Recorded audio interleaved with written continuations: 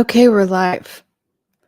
So, I mentioned in a few posts, ask me questions because people ask me questions in DMs that are kind of long and personal, and some people ask questions in the comments. And so I love gathering them all. And let me know if you guys can hear me if you're having trouble hearing me.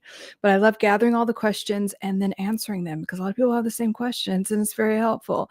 And if you miss any part of this live stream, I will repost it. So I want to get into the first question, which is, do narcissists, borderlines, people with personality disorders, do they have addiction issues? And the answer is often. There is a comorbidity, which means happening at the same time with people that have been diagnosed or at least exhibit personality disorders like narcissism, borderline, sociopath, antisocial, all of them, right? And addiction issues, because people that have personality disorders and or show symptoms of those things, and it's pretty obvious when that is the case, they're people that don't like to take accountability for their behavior, and they like to numb out and deflect. And so what that addiction goes pairs really well with that in a toxic way. So instead of taking accountability, let's say they use alcohol. Oh, I'm sorry, I was blacked out. It didn't happen that way. That's a big thing with narcissists. It didn't happen that way. You're remembering incorrectly. Or they'll just say, I was fucked up. I was blacked out. And then end the story. All of a sudden that just stops everything from any type of accountability. Even though perhaps if you were in the same situation, or if you did something like that and you used that excuse, that would not be okay. But that is something that they do, and it's really just to check out of life in a way, and really, like I said, not take accountability for anything. But a lot of personality disorders are not genetic. They're a coping mechanism. They're the way to soothe the nervous system, and it's obvious, and it's often a trauma response. So it's a set of defense mechanisms that comes from some type of trauma. So and so is addiction, right? So those things go together. And so if you have a lot of trauma that you haven't dealt with, hello from the Mud City. Hi. So if you have a lot of trauma that you haven't dealt with, you will create certain defense mechanisms. And that's okay if you have an awareness and want to heal them. And what usually produces that awareness is we have certain tension or certain toxic patterns that are uncomfortable for us in relationships. Now, narcissists, avoidant people, people with personality disorders, it's like, oh well, okay, I'll just create the same drama with the next person. Or they just typically discard very easily and numb out with alcohol. They can numb out with another person. Any type of addiction, shopping, anything. So it is very common, and it's very frustrating because it's kind of like, especially when they hooked you in the love bombing phase with compliments, generosity, just being the person, the very supportive person that you wanted them to be, and you get hooked in and you fall in love with that version of them, and then they start with all of their drinking and their drugging or their whatever the addiction is, sex, alcohol, smoking, it doesn't really matter. It's all a form of numbing out. So it is very common. And then instead of dealing with it, if you give them shit about it, it's like, bye. And it can be really frustrating because you feel very disposable. But it's like they're either putting the addiction ahead of them, but a lot of the times, and a lot of people get heartbroken, like they're choosing this addiction over me, they're choosing this behavior over me. And it's kind of like, it's more of, yes, ostensibly that's what it looks like, but it's more of the fact that it's too scary for them to confront those things. It's not impossible. It's just scary, or that they don't want to. I put what the description is about in the live stream, but I'm answering questions that I received throughout the week in my DMs and comments, and they're mostly centered around personality disorders, addiction, and relationships and mental health. But if you have a question, you can ask me anything.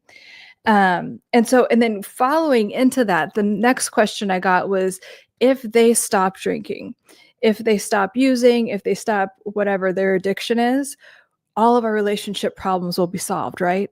No. So, and they often get worse. And I'll explain why in a second, but that is absolutely false. And people absolutely believe that if they would just figure out this, whatever the addiction is, that everything would go away. All the problems would just stop. Even if it's like a codependent addiction to another person, like this person has like a creepy relationship with their mom, or they say that they're just so busy with work, like a workaholic, or using their kid. It could be anything. It could be any type of relationship or other addiction. It's not, that's not the case. And I really know it looks like that, but I'm going to repeat it again because we learn things through repetition, not just by hearing it once. But it's not the case. And it's really heartbreaking to hear that. But here's the reason, especially if there's an overlapping or a comorbidity with a personality disorder, because underneath the addiction, they're just numbing. They're just trying to numb, right? These people are very dysregulated people. So they're trying to numb with whatever addiction that they have, and they're not doing the inner work. Narcissists, people with borderline personality, any type of personality disorder, they don't like to do the inner work, even if they go to therapy 3 times a week. I've worked with narcissists and done couples. Oh, I go to therapy all the time. What are you doing? What are you doing there? You can do that. It's like the people that go to the gym and just sit on a machine. You're not actually, you might actually physically go there, but you're not doing the inner work. And the inner work is uncomfortable, and it requires you to take responsibility for yourself. And people with personality disorders do not like to do that. And also addiction. People that have addictions, whether they're active or not, and personality disorders, they look the same. It's the same type of defense mechanisms. It's the same type of impulsivity, the same type of thing that they have in relationships. So, and actually, if you know anything about like 12-step, there's a really famous letter that the founder, his name's Bill W., wrote about this phase of addiction. And he's like, yeah, we think we're so cool because we've been sober for X amount of years, but we still, our relationships suck. It's just still there. And anyone that has been with, like married to, or been with someone that has gotten clean and sober, they always say, fuck, this got worse. All of their personality stuff got worse.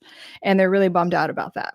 And so I'm just wanting to tell you that oftentimes, like a narcissist that has addiction issues or any type of person, they'll pull you back in. I'm going to be clean and sober. I'm going to, it's just the relationship is that important to me. And I'm going to give up this bad behavior or this bad thing. And they'll reel you back in and get your hopes up high because you still have that addicted chemical state from the love bombing phase that you're addicted to. So they pull you back in with, oh yes, it's all going to be better now. I'm clean and sober. I'm not doing that behavior anymore, until you get a little comfortable, and then boom, right back at it again. And then you're on edge again, and then you're back in that cortisol state.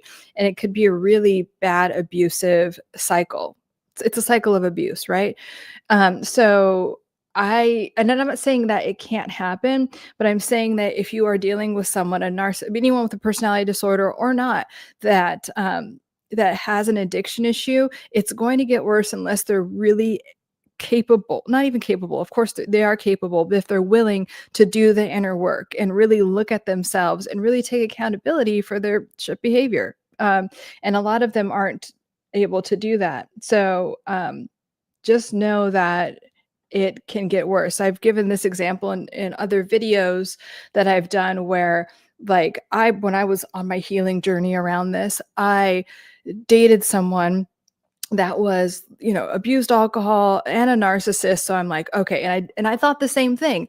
I'm just going to date a guy that's like sober, and then that'll be, but I was still attracting this energy of narcissistic people. And so of course I started like dating this guy that, I've been sober for 14 years, but all the personality stuff was still there. Sometimes people like thought he was drunk even, like, but because all of those things, just like in the letter that Bill W. talks about, like, you will act the same if you don't deal with these underlying issues, what you were trying to numb with the alcohol.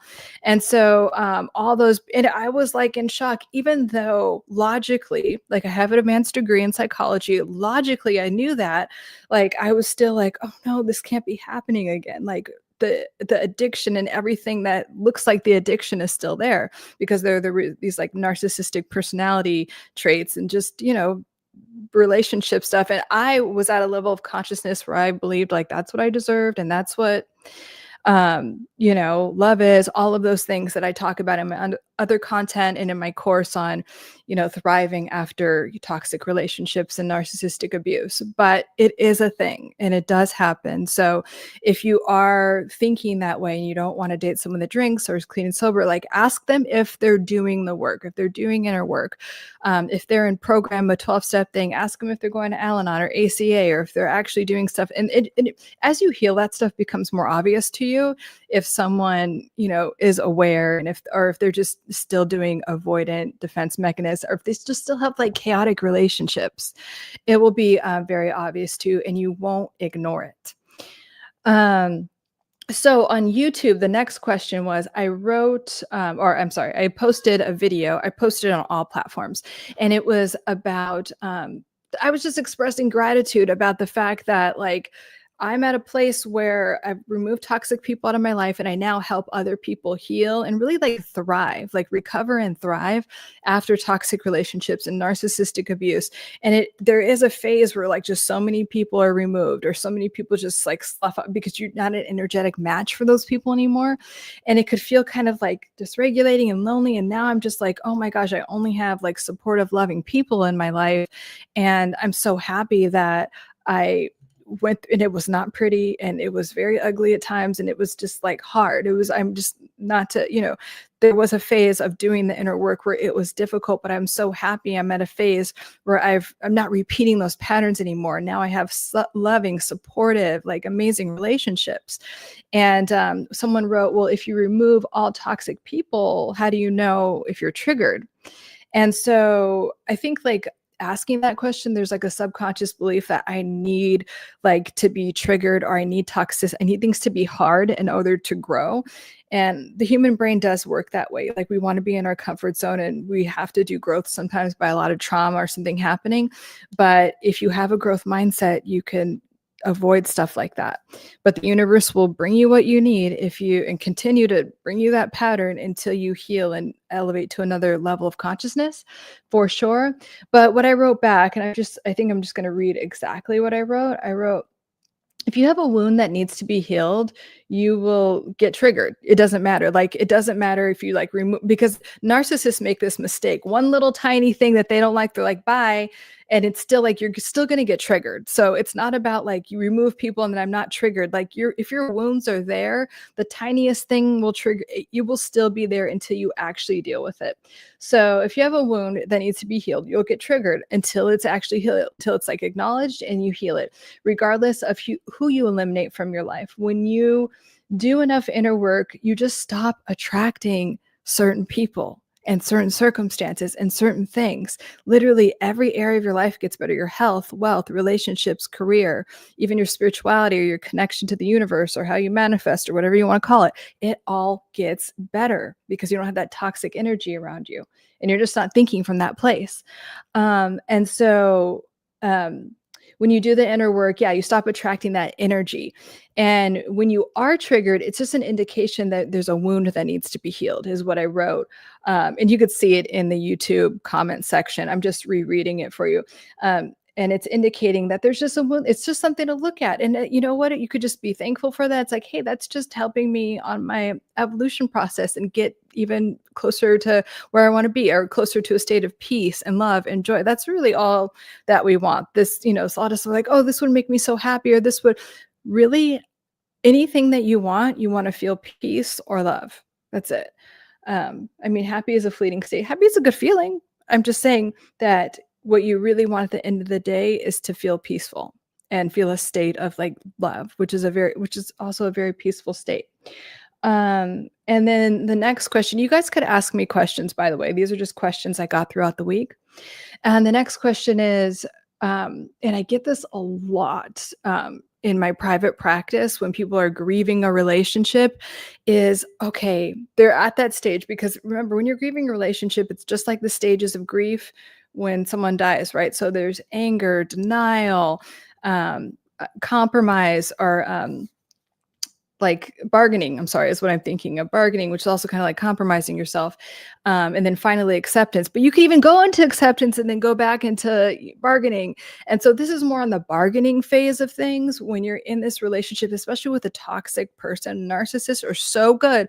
And people with personality disorders are so good at messing with your brain in this way and making you think like everything's your fault, which is the form of gaslighting and deflection that they do to not take responsibility for anything. But so you start to gaslight yourself. The toxic narcissist, whatever, isn't around to gaslight you. So you're like, maybe if I just acted differently, maybe if I didn't respond this way or da da da. And it's like basically, if you think about it, it's like maybe if you didn't have any needs, like if you literally didn't respond to whatever that way, like if your existence didn't matter, if you didn't have a reaction to anything, that means you're thinking from like, and a lot of people, and when you're in relationships with people like this, it's like their needs come first and it's all about them and their reactions to things, and you are kind of like, okay, I don't really care type of energy in the relationship. And so you start gaslighting yourself. And to all of that, I say no, no, no, no. When those things come up, know that it's normal, because your nervous system is used to being gaslit and everything about your experience being minimized, unless it's telling the narcissist how great they are. But everything about your experience is minimized. So there's a tendency to be like, oh my God, no, we'd still be together if I didn't do this or that. And yeah, it's all my fault. It's not.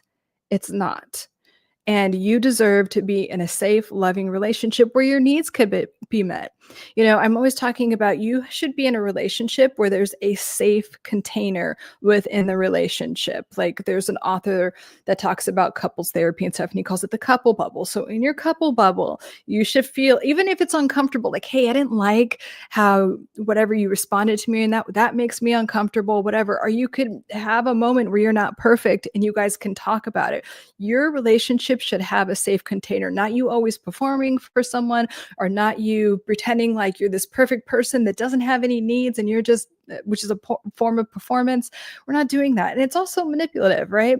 Like, oh yeah, I'm just like this great, blah, blah, blah, like the cool girl thing that I call it. I talked about this when I was talking about Kristen Bell and I like Kristen Bell, but her relationship and like doing this cool, like, oh, nothing bothers me, I don't have any needs. And Dax is he's a recovering addict and he might have some personality stuff there that he needs to, and I like them both, but I'm just saying that those dynamics are so common and they're so easy to fall into.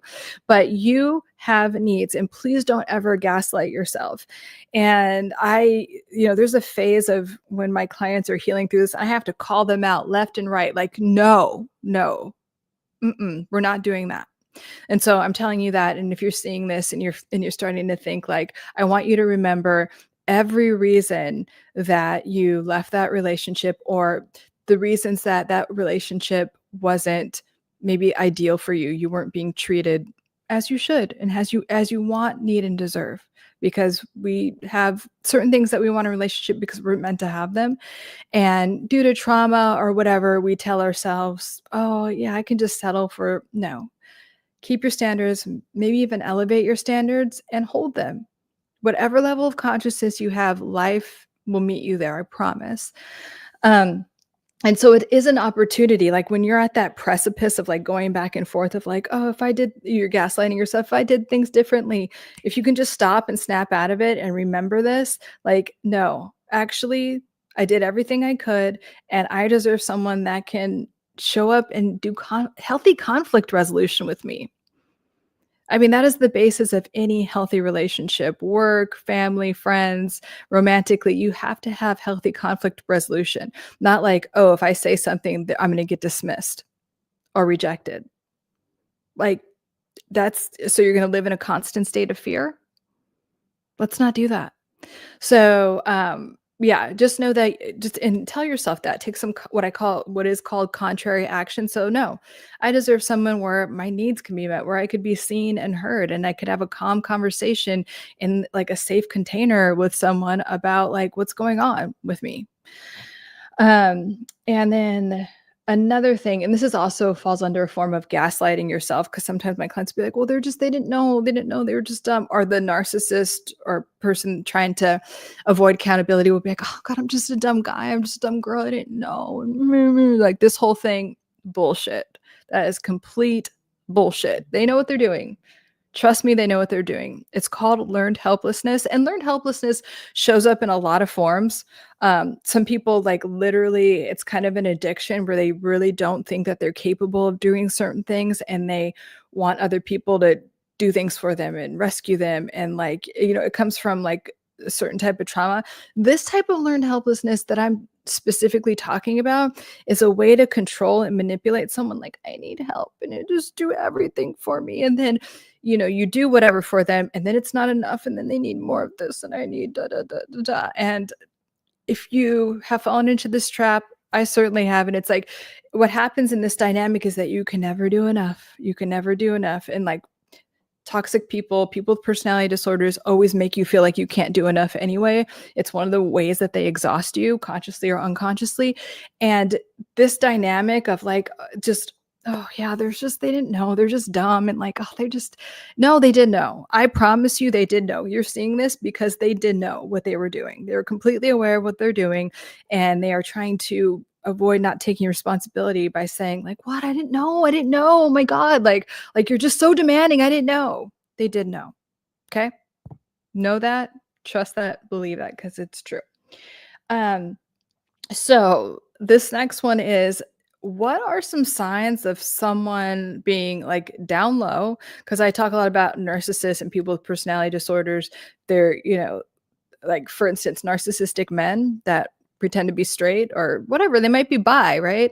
They pretend they're secretly gay, but they hate women. They actually hate women. And then the same thing with who there are lesbians in these streets pretending to be straight that freaking hate men. They hate men. They have daddy issues. The narcissistic guys have mommy issues, and they hate men or they hate women. And they'll date you, they'll marry you, and they freaking hate you. And so I've made a couple of videos. They're all on YouTube. The one I made about narcissistic down low men, I made a compilation and it's on YouTube. And I just did one about, like, lesbians that, like, hate men, and, like literally want to take them down and destroy them. So it's like, instead of dealing with your parental issues from whenever, you take them out in your relationships, and literally, and it's a form of, like, they want to be you. For instance, like, narcissistic men that are secretly gay, they want to be you. They hate that you have this feminine energy. You could just be feminine and, like, date a guy publicly if you want to, and that you have, like, this maybe feminine power that they don't have. And so there's all those things, but, like, the signs are, like, I mean, a lot of guys like this, they're kind of like, they'll have effeminate gestures. They talk about women poorly. They don't want you to wear makeup, and they want you to not, like, look feminine. A lot of them will be like, oh, you look prettier without makeup, and just try to, like, defeminize you. And it's also so you're not competing. Like, if you're getting attention, if you're someone that, like, you go to a restaurant, like, typically, like, when you go on a date, it's like you want to look cute or whatever. They don't like that. They don't like you getting any attention. And it's just an extra layer of it because they want that kind of, like, feminine attention if they're a guy. And a lot of down low guys also, they're constantly talking about they're also homophobic, but they're like, oh my god, that gay guy was looking at, it's like, why are we talking about this? Why do you care so much? And then the obvious things are, and I think a serious, like, preoccupation with, like, sports or certain actors or certain people, or even, like, their friends, if they're, like, hyper fixated on their friends, or calling, like, I dated this one guy who, like, was calling his friend gay all the time, and I'm like, why are you so fixated on this man? And so just things like that. It's kind of hard, especially if you fall in love with someone, to realize that. But just be aware, and just, I mean, you could try asking them. I did, and it didn't go well. I'm like, hey, and I was, like, being in this very open-minded space. I'm like, I just want to know, like, your sexuality is your sexuality, but they like to keep that very secret. Um, so, and then the same thing with the lesbians. I mean, they just hate men, and they want to take them down, and then they want to kind of, like, use them financially. And it doesn't matter if they have money or not. It's just a thing of, like, men, especially masculine men, a lot of their identity is around, like, what they're creating in the world and what they're being, like, providers and protectors. And it's like, and it's a resource, and it's their energy, and it's their identification. So it's like, I want to drain that from you. And and like the more you invest in me, like the more committed you are to me. So I'm just going to keep pulling you in that way. And they just actually don't like men. And like, the biggest sign I think of, and I talk about in that video, is like, oh, I like girls, and like always talking about how they're like bi and everything. They're not bi. They want to have a threesome so they can just hook up with the girl, and like, you know, the girl can, they don't, I mean, they'll tolerate having sex with you. I hate this, but I've heard everything in my private practice, and I know this for a fact. They'll like tolerate it, whatever. They'll marry you to get what they want, but they don't hate, they hate you. Like, these people hate you. Um, and yeah, the last one, I kind of covered it earlier, but it's about the discarding phase. Like, so when a narcissist basically, um, and this happens a lot when you just ask them to take accountability, they break up with you when you want them to take accountability for something, when you just like have had enough. And you know, it's usually like you're the crazy one, all the things you know what, and they'll spin the story to make themselves look like the victim or whatever. But then it's like, bye, yeah, I'm done. I just, yeah, I'm great knowing you. Yeah, I wasn't really like that into it, whatever they need to do. When narcissists are ending a relationship, I mean, and they'll do it like if they're, you know, because they always have supply, they're always like entertaining something else, right? And having some type of inappropriate relationship with multiple people. And so they'll just jump to that person to get supply and affection and admiration from that person. And then it's just like, and it really does feel like you don't matter. And I have so many times, like in my private practice, I mean, that's sometimes how I meet my clients, when they're in that phase of like, did that whole relationship really mean nothing? And there's a couple things, like, so a lot of narcissists have like, and borderlines too, like have this like avoidant style, attachment style that comes up where they just cut off. They're like, oh, well, I'm done. I don't really care. I don't really care. It wasn't that big of a deal of a relationship. And to a certain extent, like avoidant style of breaking up like that, I think part of it, they do believe that. And they're like, oh my God, I'm so relieved. I'm so, now I can spend more time doing X, Y, and Z. I'm just so relieved. Like, and I think that part of, they will believe that for a minute, and then they really do want to believe that, so they don't have any feelings. It's like, I don't have any, there's these are type of people that are so afraid to process their emotions. And if they do have active addictions, then they'll go into the addictions. And most of them do have like some type of addiction, but anyway, they're going to numb out with something. It's usually another person. So all I'm saying is to not take it personally. And that also, these people view every human being as supply. That's why it's called narcissistic supply. Borderline people do this too. I wish they would just call it like supply for all the personality disorders, because you are just a thing for them to get their ego needs met, and other whatever, if they like have financial needs or whatever they need from you, they are just takers, and they're taking. That's why it's exhausting to be around them. It could be like when you don't really know them and you're being like all drawn in the love bombing phase, it can feel exciting. It can feel like, oh my God, we're just like immediate best friends, and like this person's so amazing, like that type of thing. And until you get to know them, then it's like a 180, you know. And that's what they fear the most, is like, oh my God, I don't want this person to really know me. But yeah, so in the discarding phase, it's just kind of like, I'm done with you, because one, you're trying to hold me accountable for something, and I don't like taking accountability for anything, because that means, in their mind, if they take accountability for something, that they're bad and they're not perfect, and that you're taking them down from their pedestal, and they just cannot handle that. Any form of even constructive criticism, they completely view as a complete, like, it's called narcissistic annihilation. Like, they're just, ego cannot handle any type of criticism, even if it's something that would benefit them. So so they have to discard like that and act like they don't care. And then, you know, what sucks is like, you start to heal a little bit and they circle back around. And sometimes you'll get pulled back in until you do it again. And then you're like, you know what, fuck it, I've had enough. And sometimes we need that to really strengthen our resolve in what we want, need, and deserve in relationships. So that's okay. Please don't judge yourself or beat yourself up if you've taken this person back 1, 2, 100 times. It doesn't matter. What I care about is, are you learning from that? Are you learning from that relationship? Are you learning what you want, need, and deserve? Are you evolving? Are you repeating the same pattern? If not, then we need to talk more. Okay. If not, we need to sign up for my course or something, or just, you know, watch YouTube videos, whatever, but pour into yourself. Pour into yourself constantly. That is the fastest way to release any type of toxic patterns around anything, really. If you have an addiction issue, if you have even like attracting these toxic people is a form of an addiction. If you are familiar with 12 step and program like that, like Al-Anon talks a lot about this, you become addicted to like being like codependent or a doormat. Or ACA is, and these are all free resources, by the way, that are just like amazing for really understanding yourself in relationships. ACA is Adult Children of Alcoholics and like chaotic homes. And but all I'm saying is please, please, please pour into yourself. Watch everything on my YouTube channel. DM me and ask me questions. I'll hop right on here and answer them, and continue to answer them. I love answering your questions. Take my course. I have a course called Thriving After Narcissistic Abuse and Toxic Relationships, because that is what I focus on. It's not a place, and you could tell from my content, like I'm not here to like stay in victim mode. I'm also not a fan of like this, what I think is clickbait, like, oh, here's how to blah, blah, blah. And here's how to like, I will like, because sometimes we're in situations where we're at work or we have to like interact with a narcissist, but I focus on like, I want you to be at an energy level and like where in a level of consciousness where you're just not attracting those type, they don't even come into your reality anymore.